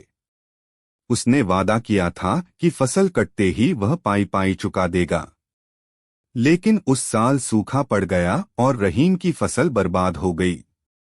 करीम सेठ, जो काजी का खास दोस्त था, मौके का फायदा उठाने अदालत पहुंच गया। उसने दावा किया कि रहीम ने उससे दोगुनी रकम उधार ली थी और अब वह जानबूझकर पैसे नहीं लौटा रहा है। सबूत के तौर पर उसने एक कागज पेश किया जिस पर रहीम का अंगूठा लगा हुआ था।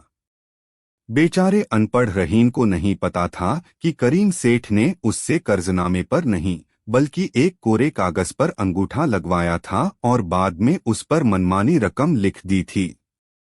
अदालत की कार्यवाही शुरू हुई।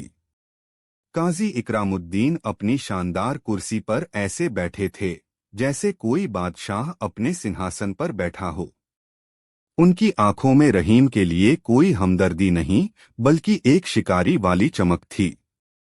रहीम ने कांपती हुई आवाज में अपनी सारी सच्चाई बयान कर दी। उसने कसम खाई कि उसने आधी रकम ही उधार ली थी और वह उसे चुकाने के लिए तैयार है, बस उसे थोड़ी मोहलत चाहिए। दूसरी तरफ करीम सेठ का महंगा वकील खड़ा हुआ। उसने कानून की ऐसी ऐसी धाराएं और दलीलें पेश की कि सुनने वालों का सिर चकरा गया। उसने कहा, जहां पनाह दस्तावेज झूठ नहीं बोलते। इस पर मुद्दई का अंगूठा है जो इस बात का पक्का सबूत है कि उन्होंने यह रकम स्वीकार की थी। अब यह गरीबी का रोना रोकर अदालत का कीमती वक्त बर्बाद कर रहे हैं। काजी ने रहीम की तरफ घृणा से देखा और अपना फैसला सुनाया। दस्तावेजी सबूत के आगे जुबानी बातों का कोई मोल नहीं। कानून अंधा होता है, वह सिर्फ सबूत देखता है। रहीम को 1 हफ्ते के अंदर पूरी रकम ब्याज समेत चुकानी होगी, वरना उसका घर नीलाम कर दिया जाएगा। यह फैसला नहीं, एक मौत का फरमान था। रहीम अदालत के फर्श पर गिर पड़ा। उसका घर, उसकी इकलौती छत अब उससे छिनने वाली थी। उसकी आंखों से आंसू बह रहे थे और वह इंसाफ के लिए चिल्ला रहा था, पर उसकी सुनने वाला कोई नहीं था। हताश और टूटा हुआ रहीम लड़खड़ाते कदमों से घर की ओर जा रहा था। तभी उसे रास्ते में मुल्ला नसरुद्दीन मिले, जो अपने गधे को सहला रहे थे। मुल्ला ने रहीम की सूजी हुई आंखें और उतरा हुआ चेहरा देखा तो समझ गए कि कुछ गड़बड़ है। क्या बात है रहीम भाई? मुल्ला ने प्यार से पूछा। आज तुम्हारी कुल्हाड़ी का वजन चेहरे पर क्यों दिख रहा है? रहीम फक कर रो पड़ा और उसने मुल्ला को पूरी कहानी सुना दी। सब कुछ सुनकर मुल्ला की आंखों में एक अजीब सी चमक आई। उन्होंने रहीम के कंधे पर हाथ रखा और बोले, चिंता मत करो रहीम, अल्लाह सब देखता है। कभी कभी सीधे रास्ते बंद हो जाते हैं तो टेढ़े रास्ते से मंजिल तक पहुंचना पड़ता है। तुम घर जाओ और आराम करो, तुम्हारे घर की नीलामी नहीं होगी। रहीम को मुल्ला की बातों से थोड़ी हिम्मत मिली, पर उसे समझ नहीं आया कि मुल्ला करेंगे क्या। अगले दिन से अकशहर के लोगों ने मुल्ला का एक नया ही रूप देखा। मुल्ला ने शहर के मुख्य बाजार में एक बड़े से चिनार के पेड़ के नीचे अपना आसन जमा लिया। उन्होंने जमीन पर एक पुरानी दरी बिछाई और उसके सामने एक छोटा सा पत्थर रख दिया, जैसे वह कोई सिंहासन हो। उन्होंने ऐलान किया कि जिसे भी काजी की अदालत से इंसाफ न मिला हो, वह अपनी समस्या लेकर उनके पास आ सकता है। पहले तो लोगों ने इसे मुल्ला का एक और मजाक समझा, पर जब 2 बच्चे लड़ते हुए उनके पास आए तो मुल्ला ने बड़े ध्यान से उनकी बात सुनी। एक बच्चे की शिकायत थी कि दूसरे ने उसकी गेंद ले ली है। मुल्ला ने दोनों को डांटने के बजाय कहा, यह गेंद आज तुम्हारे साथ खेलेगी और कल तुम्हारे दोस्त के साथ। खुशी बांटने से बढ़ती है, छीनने से नहीं, उन्होंने दोनों बच्चों को गले मिलवाया और साथ में खेलने भेज दिया। यह देखकर लोगों को आश्चर्य हुआ। धीरे धीरे छोटे मोटे झगड़े लेकर लोग मुल्ला के पास आने लगे। किसी की मुर्गी पड़ोसी के खेत में घुस गई थी, तो किसी का अपने भाई से जमीन का विवाद था। मुल्ला कानून की किताबों से नहीं, बल्कि दिल और दुनियादारी की समझ से फैसले करते। उनके फैसले इतने सरल और न्यायपूर्ण होते कि दोनों पक्ष खुशी खुशी मान लेते। वह किसी से कोई फीस नहीं लेते, बस कहते, अगर फैसला पसंद आए तो एक दूसरे के लिए दुआ करना। जल्द ही मुल्ला की पेड़ वाली अदालत काजी की शानदार अदालत से ज्यादा मशहूर हो गई। काजी इकरामुद्दीन के दरबार में मक्खियां भिनभिनाने लगीं, क्योंकि अब कोई वहां जाता ही नहीं था। इससे काजी के अहंकार और उसकी आमदनी दोनों पर गहरी चोट लगी। उसका गुस्सा 7वें आसमान पर पहुंच गया। यह फकीर मेरे अधिकार को चुनौती दे रहा है, वह अपने दरबार में चिल्लाया। उसकी इतनी हिम्मत कैसे हुई कि वह कानून को अपने हाथ में ले? सिपाहियों, जाओ और उस पाखंडी को पकड़कर मेरे सामने पेश करो। मैं उसे ऐसा सबक सिखाऊंगा कि वह जिंदगी भर याद रखेगा। 2 सिपाही बाजार पहुंचे और मुल्ला को काजी का हुक्म सुनाया। मुल्ला मुस्कुराए और बोले, काजी साहब ने याद किया है तो जाना तो पड़ेगा ही। आखिर शहर के सबसे बड़े ज्ञानी वही तो हैं। मुल्ला अपने गधे पर बैठकर बड़े आराम से अदालत की ओर चल दिए। उनके पीछे पीछे पूरा बाजार चल पड़ा। हर कोई देखना चाहता था कि अब क्या होगा। अदालत खचाखच भरी हुई थी।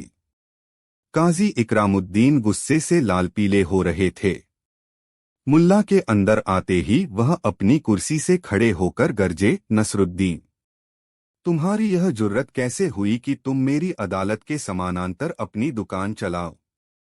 तुम कानून का मजाक उड़ा रहे हो।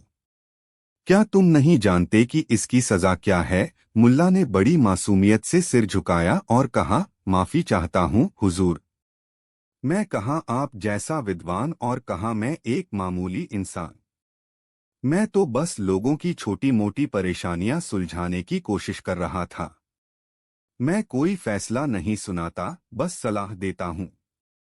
फैसला सुनाने का हक तो सिर्फ आप जैसे कानून के ज्ञाता को है। मुल्ला के इस जवाब ने काजी के अहंकार को और हवा दे दी। उसे लगा कि मुल्ला डर गया है। वह नरम पड़ने के बजाय और अकड़कर बोला, सलाह देना भी एक तरह से अदालत की तौहीन है, जब तक कि वह कानून के दायरे में न हो। तुम जैसे जाहिल लोग क्या जाने कानून की पेचीदगियां। यही वह मौका था जिसका मुल्ला को इंतजार था। मुल्ला ने हाथ जोड़कर कहा, हुजूर, आप बिल्कुल सही कह रहे हैं। मैं जाहिल हूं, इसीलिए तो एक बहुत ही मुश्किल कानूनी मामले में उलझ गया हूं।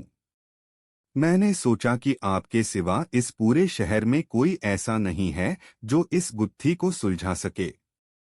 अगर आप इजाजत दें तो मैं अपनी समस्या आपके सामने रखूं। काजी इकरामुद्दीन अपनी विद्वता का प्रदर्शन करने के लिए बेचैन थे।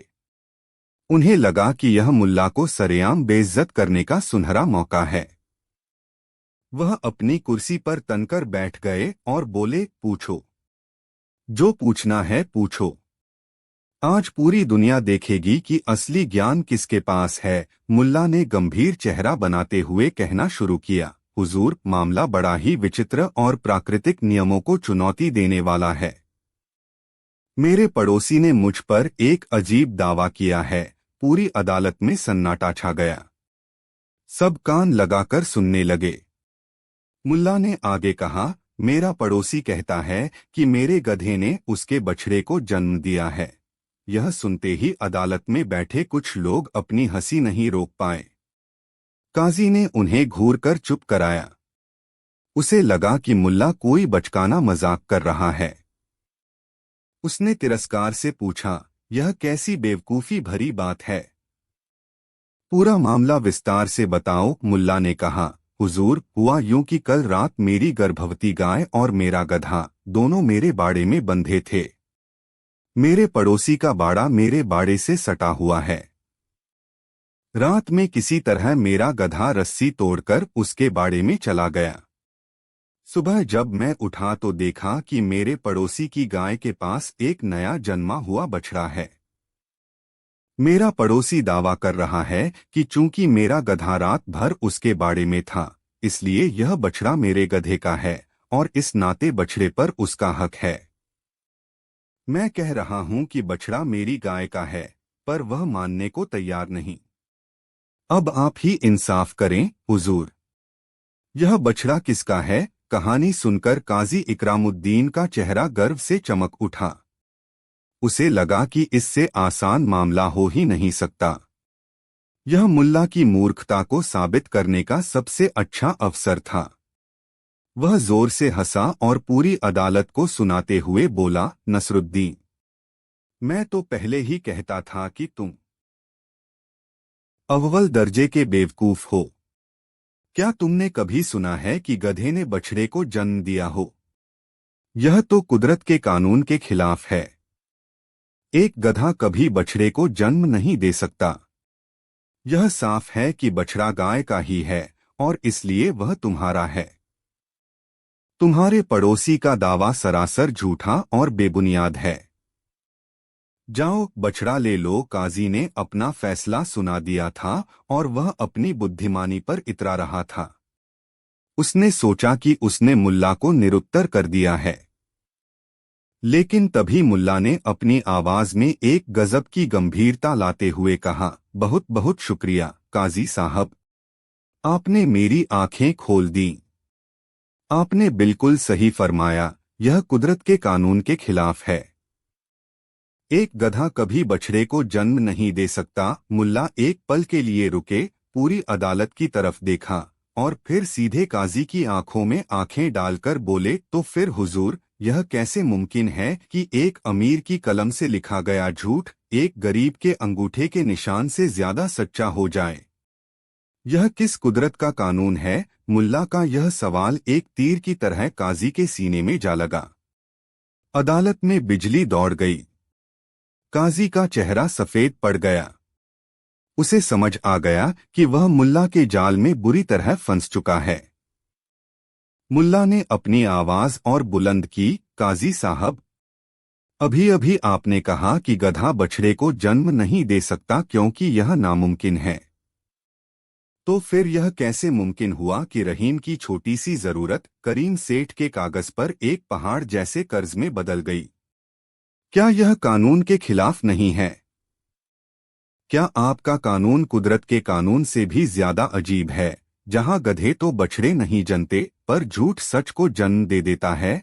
मुल्ला ने रहीम की तरफ इशारा करते हुए कहा, आपने रहीम का मामला दस्तावेज देखकर तय किया, उसकी सच्चाई देखकर नहीं।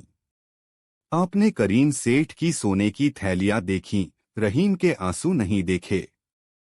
जिस तरह आपने मेरे गधे वाले मामले में तुरंत सच को पहचान लिया, उसी तरह आपने रहीम के मामले में सच को पहचानने से इनकार क्यों कर दिया? क्या आपका इंसाफ सिर्फ जानवरों के लिए है, इंसानों के लिए नहीं? मुल्ला के एक एक शब्द हथौड़े की तरह बरस रहे थे। काजी इकरामुद्दीन के पास कोई जवाब नहीं था। उसका चेहरा शर्म और गुस्से से तमतमा रहा था। भीड़ में कानाफूसी शुरू हो गई। लोग मुल्ला की बुद्धिमानी की प्रशंसा कर रहे थे और काजी को धिक्कार रहे थे। रहीम की आंखों में आंसू थे, पर इस बार ये बेबसी के नहीं बल्कि उम्मीद के थे। काजी को अपनी कुर्सी हिलती हुई महसूस हुई। उसे अपनी गलती का एहसास हो चुका था, लेकिन अब बहुत देर हो चुकी थी। मुल्ला ने उसी के तर्क से, उसी की अदालत में उसे पूरी तरह से निहत्था कर दिया था। ठीक उसी समय अदालत के पिछले हिस्से में बैठा एक अजनबी उठा। वह साधारण कपड़ों में था, पर उसकी चाल ढाल और आंखों में एक शाही रौब था। वह आगे आया और बोला, शाबाश मुल्ला नसरुद्दीन, तुमने आज साबित कर दिया कि अक्ल बड़ी होती है, पदवी नहीं। वह अजनबी दरअसल सुल्तान का भेजा हुआ एक गुप्तचर था, जो कई दिनों से काजी इकरामुद्दीन के खिलाफ आ रही शिकायतों की जांच करने के लिए अकशहर में था।